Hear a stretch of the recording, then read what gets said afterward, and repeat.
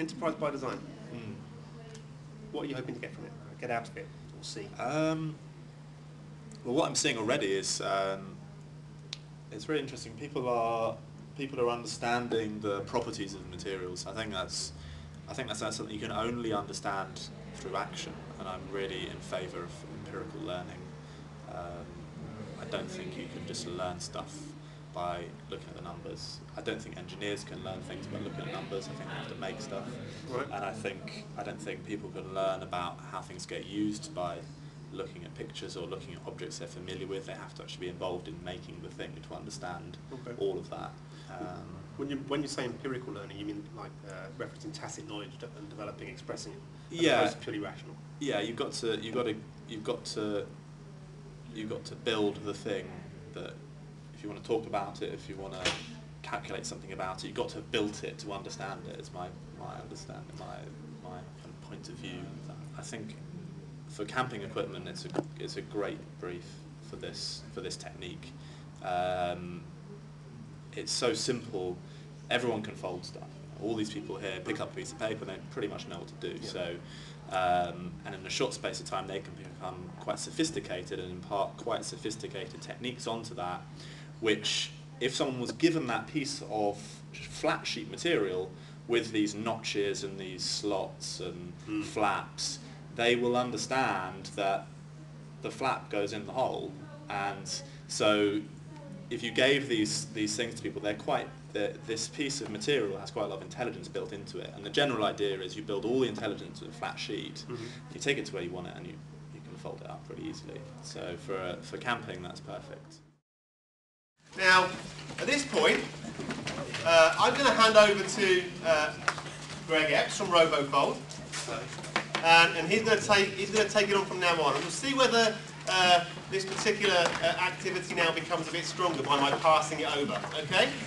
So thanks very much, Greg. Thanks, Andy.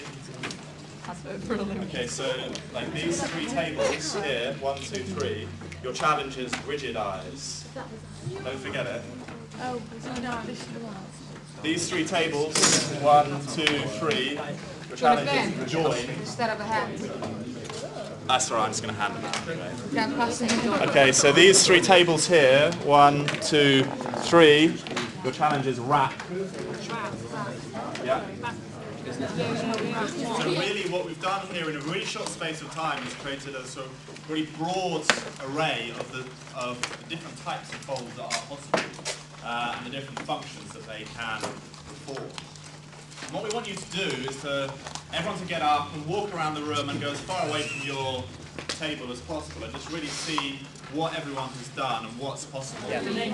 What I'm talking about is like, you know, I think this structure's quite good that you've got there. And then, but like, say one there, one there. Yeah, probably do too. Some proper strength. Give some proper strength and also some evenness. Yeah, but you've got some great stuff on this table. I like that. I really like that. That's kind of nice. Yeah. Yeah. So maybe you can make one that's like comes out. So the top bit's really long and the bottom bits are really flat, so that the sort of strengthening effect of the fold is used to make the top really wide. It's still quite bendy, but you could work out how to stop it being bendy. I think this is really nice though, because it's really natural. It's like grass, you're out camping, it feels like part of nature. And if you could think of a good way to, maybe you have holes through all of these in one piece of string and you just pull it together and you're done. Flat pack chair. I like that, that's cool, yeah. Comes up and then you push. We went through Oh, the slots on that. Mr. Sellotape is a rather idea. Mr. Sellotape is a happy person. And then just put it back there and Okay. Could you refine that more? Like your chair doesn't have big arms on the side of it. Can you get rid of some of that stuff? Can you take? Great. It's like it's a shade again, and you can keep it. You've had a drawstring on top. When it's loose, it would just go flat, so you can roll it up and take it in the car. When you put it, when you want to put it up, you just put it tight, and it'll come up. It's nice.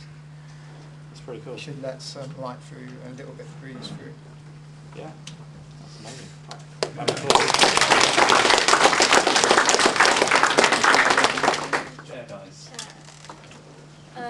we started off with a cuboid, which had a flap which came down to make a chair, and from that, that was already on the table, from that we've taken away some of the material and had it so that it can fold away into into four like that, and then when it comes out, it's all made from one sheet through a net, and then you push down, and then you've got a seat. I mean, this is really interesting because it's just straight folds. You can actually use probably quite a thick material, but then with a secondary thinner hinge material. So you could laminate two materials together. So you can have quite a sturdy material with maybe a cloth or something laminated onto it. So when you cut down the edges, you reveal the hinge material, which allows you to do that. And something like this could just have lots of cuts. So it reveals lots of hinge material to make it like a kind of make it like a hammocky effect. So there's some interesting stuff you can do with the composite materials to achieve the material properties you want to achieve that. So it's really nice. So well done.